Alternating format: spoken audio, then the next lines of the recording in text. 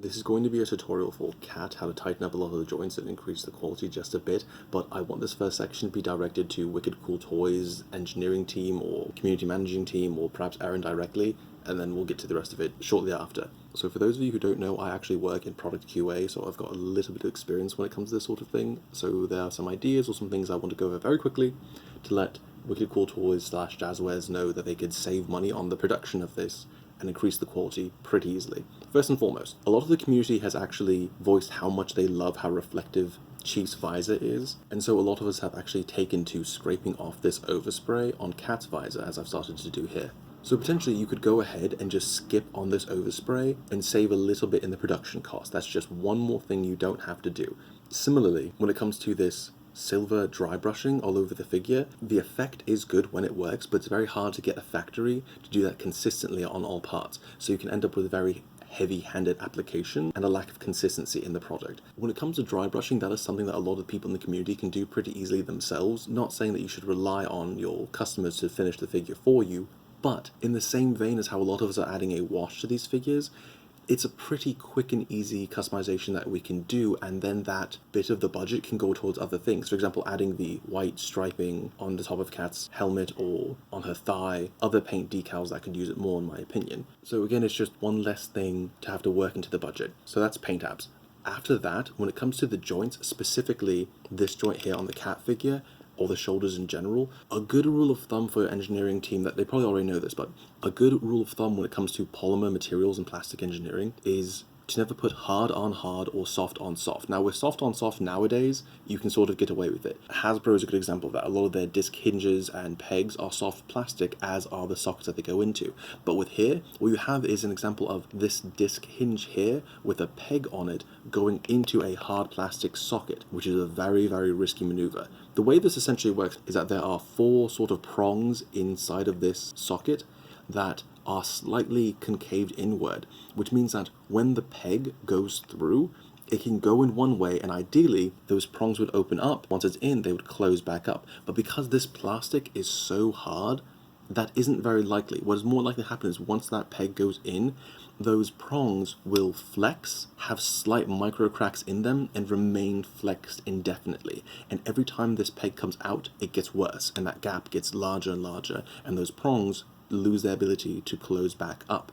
If this were a softer plastic, that would work fine. In fact, one could even just make a simple hole with a ridge around it to let that peg pop into and work very well in. Really, the factory could even cast this piece here in a softer plastic, and that would pretty much solve the issue, though you may want to retool to make that simply a cylindrical port that has a tolerance slightly smaller than the actual peg itself, which would guarantee a tight, snug fit constantly. And what's great about that is if we flip over, or even switch over to Chief for a moment, these shoulder butterfly joints tend to be pretty loose, and the reason for that is because, once again, it is that hard plastic going into a socket of also hard plastic. The way that these butterfly joints work, the way that they are connected, is around this section. There's actually a small peg on the black part that goes up into a little socket in the green part there, and underneath here in the bottom as well. With these both being hard plastic, in order for it to work at all, because there's no squish, there's no malleability, there's no give to this hard plastic, it necessitates making the peg here substantially smaller than the socket that's going into, meaning no matter what, that will always be looser than it needs to be. While if this were a soft plastic, you could actually make the connective peg a bit larger, just hundreds of a millimeter larger than the socket that's going into, thus guaranteeing there will always be a snug fit, because once that softer plastic is compressed, it will constantly be pressing up against the inside of that socket, thus allowing it to constantly be more tight. Also, a little side note with Chief for the engineering team, these elbow sections are hard to identify when it comes to what's the top and the bottom during assembly in the actual factory itself. So if you were to carve in an arrow pointing upwards or just pointing toward the torso and let the factory know that arrow should always be going in a specific direction, they will more consistently assemble this elbow section correctly. A good example of that is actually how, if you notice these ridges forming sort of like an N shape, while on this side they form more of a U shape, where the opening goes up toward the torso. And because of that, this elbow has about a 45-degree range a bit more, while this one opens quite a bit more without any sort of other modification. So ideally, you'd want the elbows to be assembled similarly on both sides, where this one cannot open as much, but this one can because the elbow section is upside down or right side up or whatever it may be. Something to keep a note. Also, this lower manifold section is supposed to be green, not black. And that does it for the things I wanted to tell Wicked Cool Toys directly. Again, love these figures. Thank you guys so much for your work. Please keep doing what you're doing. And we really, really appreciate, as a community, the validation, the community management, and how you guys are actually taking our input seriously. That means a whole lot to us. Okay, onto the specific modifications for Cat and how to tighten her up and improve the overall articulation. So as you can already see, I'm starting to just scrape off this overspray here with just my fingernail, nothing more to it. That reflective material is pretty strong, so I don't think you really have to worry too much about scraping that off, at least if you're just using your fingernail. I wouldn't suggest any sandpaper or chemicals, anything, just your fingernail, something very soft to do that. The lining, the paneling, that might be a bit of an issue getting in there, but as I'm seeing it now, really, I think it might look kind of cool if you have the overspray still in those recesses, but that's neither here nor there, personal preference. So you can scrape that off if you want, and if you don't like it, you can always paint over it. That's an easy thing to do, easy thing to fix. Now, when it comes to the looseness in the joints, I would say that this joint here and the torso section are the hardest. The torso section, it's tricky because it's deceptive as to where the actual issue is. You can both increase the articulation and tighten up that joint in a similar manner to how we did the Master Chief, wherein you can give her much more range, so by default she'll be able to lean back about this far without overextending the joint too much, and go forward, I'd say, about that far. Not very much, but it is something that is notable. The issue that you'll run into often when it comes to that, though, is her back section will start to eat away at this sculpt in here. This ridge on this blue plastic section is very, very sharp. So when you pull this apart, the first thing I would recommend you do is go in with some fine grit sandpaper and just sand the hell out of that. You don't want to change the actual shape of it so much, but just, there's so much of an edge right here. Now it's nice and soft and doesn't eat away at this softer plastic, because that sharp, hard plastic will cut right into that easy peasy. So the actual articulation itself, it's similar to the Chief mod in a lot of ways. When it comes to the range of motion itself, the big things to keep in mind are removing material here, keeping material right there to make sure that peg has reinforcement, and opening up a channel in the lower torso section. Now this is a bit nerve-wracking for me, at least, because I don't want this extra articulation to show when I pull back and lean her back. I don't want there to be a big gap there because of that. So you've really got to take into consideration just how much is going to show when you lean the figure back. And for me, with this specific version, this specific type of modification, it's only about that much. So she doesn't have the most amazing back bend, which I'm fine with. I don't need my figures to bend back much. All I did was put it back as far as I wanted, make sure it was nice and snug, and then made a little mark there so I could see just how much I could see when she was bent back, and then made sure not to go past that mark, that little piece of sculpt right there. So as far as actually tightening up the joints, there are two sections that you need to alter with this. Originally, in my first post about this, I only fixed one of them, and I was still having some looseness, and eventually I figured out why. So the first bit, I suppose, slight trigger warning, if you have that fear of small clusters of holes, this might set you off.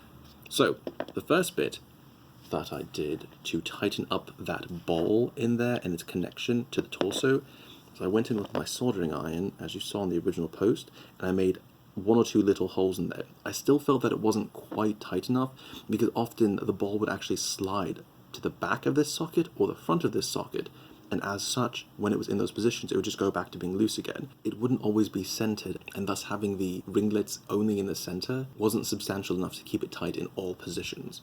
So I added quite a few more on the side here, all along the center. I went a bit crazy with it. Truth be told, I think only about 3 of these are necessary. It's just I wanted to experiment to find out exactly where the most efficient areas would be. So I'd say this lower section here, right in there, this back section right in there, and then the opposite side right in there are probably the most important areas to hit. But you can just load this place up, just as long as you, if you can see when you look through, you see all those raised bits there? So long as you have enough raised bits to really lower the tolerance of that. So when you insert the ball peg, it's nice and rigid. There we go. No torso section in there at all, and it's still nice and tight. Now, in order for this to really work, to really get everything you can out of it, you're going to need to make sure that this peg no longer shakes and shimmies. Originally, this moves around like crazy, all back and forth, with probably about 45 degrees of swing in both directions. On top of that, it rotates. Now, this peg here, or rather this ball here, it's not perfectly round. So if it's tight in one way, it will be loose in the other. So what you've got to do is just, it doesn't really matter what position you decide to lock it into, but you've just got to, here you can see I have the seam line going off at an angle. That doesn't matter, it shouldn't affect anything. You just pick an angle, take the ball here and pull it toward the front of the torso so that it's locked in a forward position as opposed to a back position. Now that will alter the articulation. In the back position, you'll be able to get a more pronounced back bend in the figure, which I didn't want. I wanted that nice ab crunch forward for crouching and sneaking poses. So what I did is I pulled that forward, held it in place, put a dab of that very liquidy super glue in there, and then sprinkled on some baking soda in there to sort of give it some more structure and really make sure it's nice and rigid. You don't have to go crazy with that. To be honest, I don't think you even need to do that much, but it works well, just because it really gives you control over how much you want to build that up. And that should pretty much do it. After that point, you'll have a nice tight ball peg in there that should line up and lock up and be nice and snug throughout the entire range of movement. Now, comes to increasing said range of movement, much in the same way that Tyler has shown, you go in and you just create a ridge that runs along there and allows you to bring that peg forward more as it articulates. Now, when it comes to knowing just how deep to go with this and what angle to put at, the angle should more or less always be a 45. A good way to think about it is wherever you make that mark that shows the furthest range that you can make the hole without it gapping up too much when you bend back, from that point to when you reassemble this to wherever the top of this pit here is, not the top of here, but there, because that is where the ball is going to hinge and come up and out through there, a bit like this. So whatever that angle is, that's what you want the trench to be. And the end result of that is about this much range. Well, now I'm comfortable going about that far. So it's not insane, it's not incredible, and I'm sure if you were to be a bit more bold about it, you could get even more range out of it.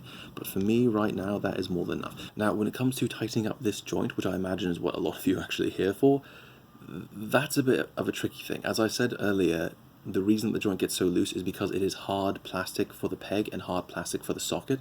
So the more that it comes in and out, which it might happen in packaging, it might happen in shipping, it might happen if you're just getting too rough with it, the less taut the actual joint's going to be and the more flimsy it will be. I've seen videos of one user in particular who showed me that when he held his figure like this and went that way, the arm would flip all the way around like it was a pinwheel. So the way I found to get around that was, it's a bit basic, but it works. So underneath here, after you have cleared away a decent amount of material here, you actually get a pretty good look at the inner workings. So what I did is I actually took some Vaseline and coated all around the peg, much more heavy-handedly than I probably needed to, because I really wanted to ensure that it would be nice and well lubricated. So once you have that in there, once you have it nice and covered in the Vaseline, you insert it. I personally took some rubber bands and tied it all up to make sure it was nice and taut and wouldn't move throughout the process. Flipped it over, went into that new section that we had exposed with our Dremel and just filled it to the brim with high temp hot glue. Now the differentiation between the high temp and the low temp isn't too important because the low temp will work, but I find that once hardened, the high temp has a bit more rigidity to it and tends to stave off rubbing or wear for longer periods of time. Now, it's important to, when doing this, make sure that you hold it at an angle to where the glue will go to the bottom of that section, fill it up, and really coat the entirety of the inside of that joint as best you can. And the end result is pretty much flawless. It's just nice and snug in there. It can hold any kind of pose that you want. It still goes full 360, and because that peg is rounded, you don't really need to worry too much about it wearing out the joint. So that should just about do it. Thanks for watching. Hopefully I'll be able to talk to you guys soon. Cheers.